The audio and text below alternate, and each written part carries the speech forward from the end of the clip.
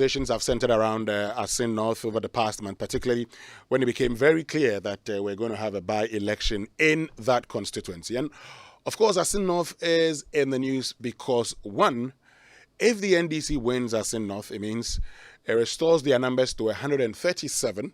If the NPP wins, it means they get 138 plus the independent, that's 139. What that would mean is that the NPP can now actually feel that, look, we have that majority. Okay, you know what the NPP has been through when any of their members is not around, and because of 137, it's been a difficult situation for them.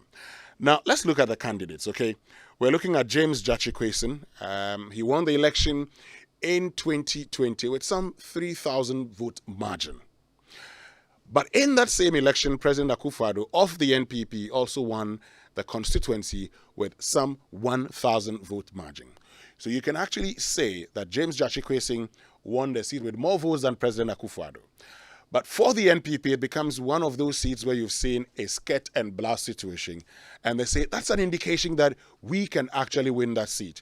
In fact, they make reference to that particular constituency being part of the 19 constituencies which President Akufo-Addo won in the 20 elections in the central region. But the NPP candidates lost. If you look at the NPP with 10 seats in the central region, coupled with the NDC's 13, and the fact that Akufo-Addo won 19 of those constituencies, you probably will be asking yourself the simple question, so what happened that President Akufo-Addo was winning in constituencies and the NPP not winning in those parliamentary elections? One thing that comes to mind, and one thing you would have seen in the Assin North constituency, is that the NPP then decides to change its candidate. Now, that is strategic. It is strategic because the NPP recognized that, look, ordinarily, Assin Breku would have voted for the NPP. But with the NDC fielding a candidate from that particular constituency, who was James Jachikwason in the 2020 general elections, James Jachikwason winning 12 out of the 13 polling stations in Assin Breku. Mind you, President Akufo-Addo also won 12 of those, polling stations. But why does it matter? It matters because in parliamentary elections, look, parliamentary elections are the elections where you look at the person's standing, and that person's standing is actually known within that community. It doesn't matter whether you're a member of a political party or not. There are times that you actually vote for people based on where they come from. And that's why you would see political parties making decisions sometimes on where their candidates should come from, the identifiable groups that he could be in. You've seen political parties choosing people from settler communities just to make a difference. So what does Charles Opoku bring on board? In Charles Opoku, the NPP has a candidate who hails from the same place as James Jachikwason, and so all things being equal, could probably split the votes or even get more votes in Assin Breku than James Jachikwason. Now, he also, based on his philanthropic activities over the period, seems to enjoy a lot of support. Now, the NPP goes into this election with incumbency advantage. For many people, you may want to discredit it and say, well, they have the incumbency, but times are hard. But what incumbency advantage does in a by-election is that it gives you an opportunity to focus on just that constituency. And this is not a constituency that you would say is a stronghold of the NDC. For instance, so let me give a typical example. In 2006, when the NPP was in power at the time, and Professor Wayoseni had decided to, resign from the NDC, then Member of Parliament for Tamale Central, the NPP did not even go into that election. They decided to throw their weight behind Professor Wayoseni, believing that as an independent candidate he could win. Okay, now where the party knows that they are unlikely to win, they don't put much effort into it. This is a swing constituency, having been, you could actually argue, was created in 2012 more or less, because while Assin Central was what was created, because initially we had Assin North and Assin South, in that 2012, after the creation of Assin Central, the NDC won it. By 2016, they had lost it. People may have argued that was part of the wind of change, but the figures from 2020 would show you that probably if the NPP had put in the right candidate, they could have won it. So the incumbency advantage favors the NPP. Today you've seen the developmental projects in Assin North all of a sudden, and if anybody tells you they do not matter, I am sorry, they do matter. It's the reason you hear John Dramani Mahama make the point that, look, when they bring you money, take the money, but don't vote for them. Because incumbency advantage and money really, really matters in an election. 3, James Jachikwesing himself, presents a certain advantage and disadvantage to the NPP. This is the point.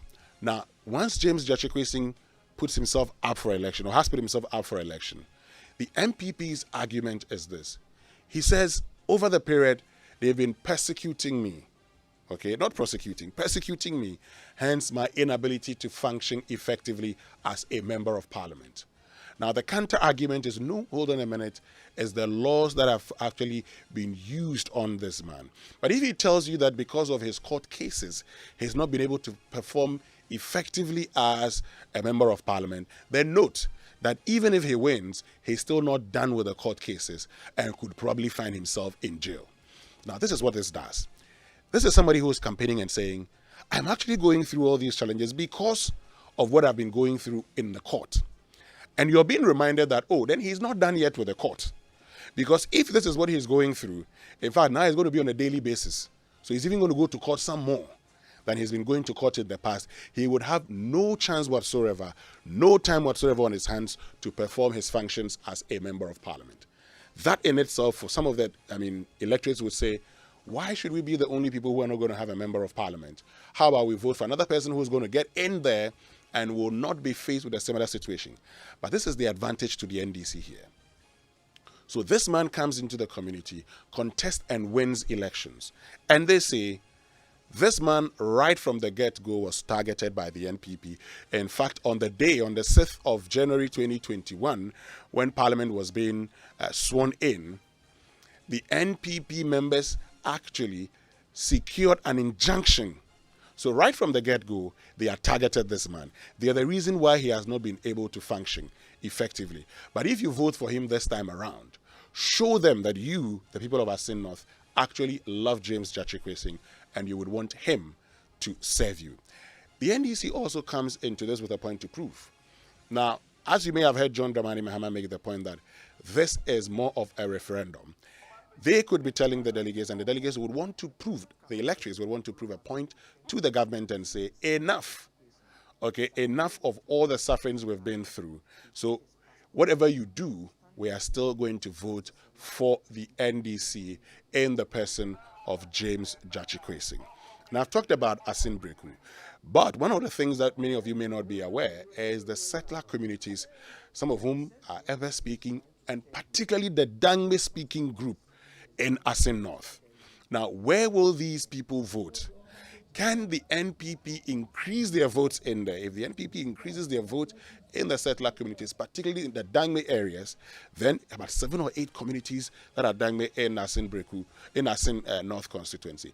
If the NPP is able to increase their votes there, you probably would say the elections do not look good for the NDC. However, if the NDC is able to maximize or improve their performance in those areas also, you would see the situation where you'd say, no, it doesn't look good for the NPP. Whatever happens tomorrow in the Assin North constituency, I say, based on all the analysis that I have done, that while it is going to be a close election, while this is a swing constituency, it is becoming very difficult for the NDC to win the election. Also because of how the NDC itself has, conducted its campaign. One of the things they've done, a lot of the young people who have gone in there to campaign, is to showcase everything that they're doing on the ground. And if you're an opposition party which doesn't have the largesse of the state with you, when you go into a campaign, you just don't go there, okay, showcasing everything. You just don't go there telling people all your strategies and whatever you do. So social media campaign in most of these instances just don't work for the party that does not have a lot of money. I'll tell you something. In 2003, okay, when Kofi Asante resigned from Parliament, the NDC went into that election at the time, and as evidence from that constituency has shown, the NDC has been able to win it subsequently, that in a by-election, an incumbent government or party can do so many things just to win it. And it is that incumbency advantage that I say favors the NPP going into the election tomorrow. I see the NPP winning this election. I say it will be very difficult for the NDC. But of course, these are elections and anything can happen.